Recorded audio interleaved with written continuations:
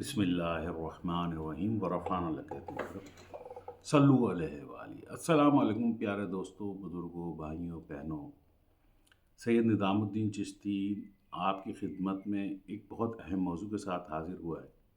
ہمارے اس ویلاگ کا ایک تعلق ہمارے پرانے کالمز کے ساتھ بھی ہے، جسے ہم منقولات میں آیات کی اور سورہ کے مضامین کی صورت میں شائع کر رہے ہیں۔ یہ سیریز جو ہے ہم نے سورہ یاسین کے مضامین سے شروع کری ہے، جس میں ہم نے 2 کالم شائع کرے ہیں، جس میں ہم نے سب سے پہلا مضمون سورہ یاسین کا آپ لوگوں تک اس کی معلومات پہنچائی ہیں۔ ہمارے معاشرے، آج کے معاشرے کے اندر رہتے ہوئے ناعاقبت اندیشوں کی صورتحال، کیا یہ کیفیت ہے یا یہ کردار ہے، اس کے متعلق بحث کرنا۔ تو آج کے ویلاگ کا موضوع ہے انسانی رویوں کے 4 اہم انداز۔ جدید معاشرتی علوم اور اسلامی حکمت کی روشنی میں ہم اس پر آپ کے ساتھ معلومات شیئر کریں گے۔ آج کا موضوع بہت اہم ہے اور ہر انسان کی زندگی سے گہرا تعلق رکھتا ہے۔ ہم اس ویلاگ میں انسانی رویوں کی 4 بنیادی انداز پر گفتگو کریں گے، جو نہ صرف ذاتی تعلقات بلکہ ہمارے معاشرتی اور سماجی نظام پر بھی گہرے اثرات مرتب کرتے ہیں۔ کبھی آپ نے غور کیا ہے کہ کیوں کچھ لوگ ہمیشہ مثبت تبدیلی لانے کی کوشش کرتے ہیں اور معاشرے کے لیے مددگار ثابت ہوتے ہیں، جبکہ کچھ افراد صرف اپنے ذاتی فائدے کے لیے کام کرتے ہیں؟ بعض اپنی مشکلات کے باوجود دوسروں کے فلاح کے لیے قربانیاں دیتے ہیں، اور پھر کچھ ایسے بھی ہوتے ہیں جو اپنی اور دوسروں کی زندگیوں میں نقصان دہ فیصلے کرتے ہیں، چاہے وہ خود بھی اس کا کوئی نفع نہ اٹھا سکے۔ ان رویوں کو سمجھنا آج کے دور میں انتہائی ضروری ہے، کیونکہ ہماری دنیا پہلی سے زیادہ پیچیدہ ہو چکی ہے اور تیزی سے بدل بھی رہی ہے۔ تو آیا ہم 4 کرداروں کو جدید معاشرتی علوم کی تحقیق اور قرآن و حدیث اور تصوف کی روشنی میں سمجھنے کی کوشش کرتے ہیں۔ آپ کے پیش خدمت ہے ایک منظر نامہ۔ جیسے آپ نے دیکھا ہوگا، کچھ محلہ ہوتا ہے، اس میں بہت سارے لوگ کچھ کوششیں کرتے ہیں، محفلیں لگاتے ہیں۔ تصور کریں کہ کسی گاؤں میں مختلف لوگ رہتے ہیں، اور وہ گاؤں جو ہے یا وہ محلہ جو ہے، اس میں جو پہلے قسم کے لوگ ہوتے ہیں وہ پرو سوشل لوگ ہوتے ہیں، جو ہمیشہ مثبت تعاون کرتے ہیں۔ یہ وہ لوگ ہیں جو اپنی ذاتی فلاح کے ساتھ دوسروں کو فائدے کے بارے میں بھی سوچتے ہیں، جو میلاد کا انتظام اس لیے کرتے ہیں کہ اس کا نیکی ان کو بھی ملے اور شامل ہونے والوں کو بھی ملے، اور ماحول کو خوشگوار رکھتے ہیں۔ یہ لوگ معاشرتی مثبت رشتوں کو مضبوط کرتے ہیں اور ہر کسی کے لیے خوشی کا اور بہتری کا پیغام لے کر آتے ہیں۔ قرآنی پہلے رسم یہ ہے کہ اللہ تعالیٰ فرماتا ہے اِنَّكَ لَعَلَىٰ خَلْقٍ عَظِيمٍ، یعنی کہ آپ صلی اللہ علیہ وسلم عظیم اخلاق کے مالک ہیں، اور یہی وہ لوگ ہیں جو حضور اکرم نبی اکرم صلی اللہ علیہ وسلم کی سنت کو پورا کرنے کی اپنے طور پہ پوری کوشش کرتے ہیں۔ دوسرے لوگ ہیں موقع پرست اور خود غرض لوگ، اپرچونسٹ جسے ہم عام الفاظ میں کہتے ہیں۔ یہ افراد صرف اپنی ذاتی مفادات کے لیے کام کرتے ہیں، دوسروں کا نقصان ہو یا نہ ہو ان کے لیے فرق نہیں پڑتا۔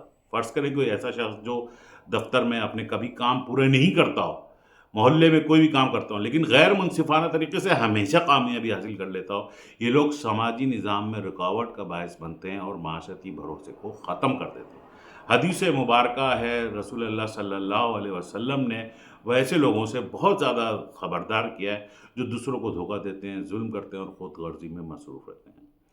تیسرے جو لوگ ہیں جو خود نقصان اٹھا کر دوسروں کی مدد کرتے ہیں، over adapted self damaging helper, یہ وہ افراد نادان دوست ہیں جو دوسروں کے لیے اتنے مخلص ہوتے ہیں کہ اپنی صحت، مالی یا ذہنی حالت کو بھی نظر انداز کر دیتے ہیں۔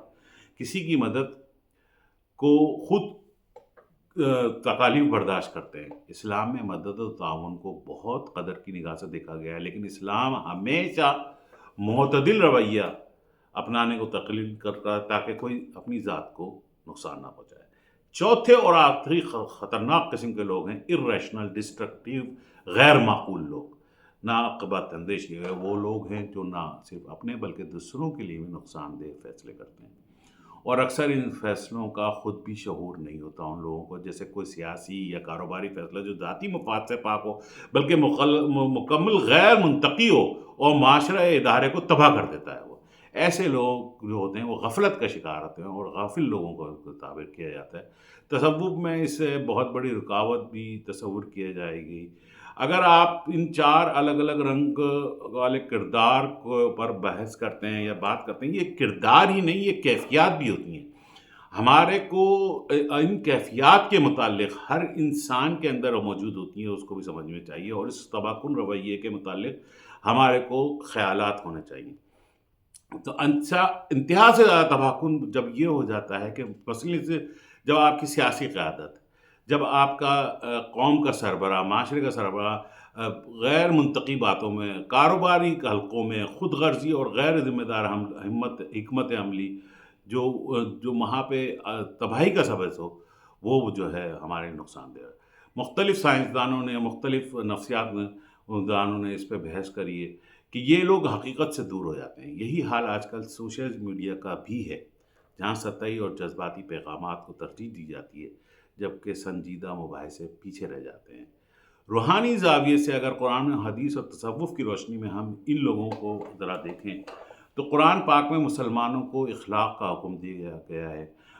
اللہ تعالیٰ نے فرمایا ہے کہ ہمیں اپنے ذات کے ساتھ عدل کا حکم دیا ہے، جس کا توازن اور انصاف معنی ہے۔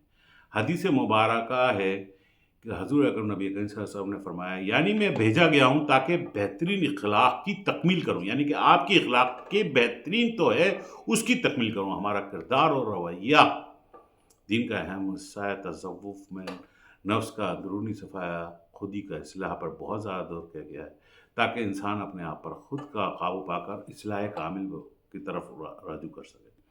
روزمرہ میں جو آپ اس کا اطلاق کر سکتے ہیں کہ دیکھیں، آپ ناقابت اندیش احمقانہ حرکتوں سے دور نہیں رہ سکتے، لیکن آپ اس کا اخلاق کیسے کرتے کہ اپنی صحنت اور ذہنی سکون کو نظر انداز نہیں کر بیٹھیے گا، اپنی حدود کا ادراک کیجیے گا، اپنے عمل پر عمل کرتے ہوئے یہ پوچھیے گا ہماری نیت کیا ہے، کیا یہ فائدہ صرف دوسروں کے لیے بچا رہے ہیں، اور اس کی حد بندی اور اس میں توازن پیدا کیجیے۔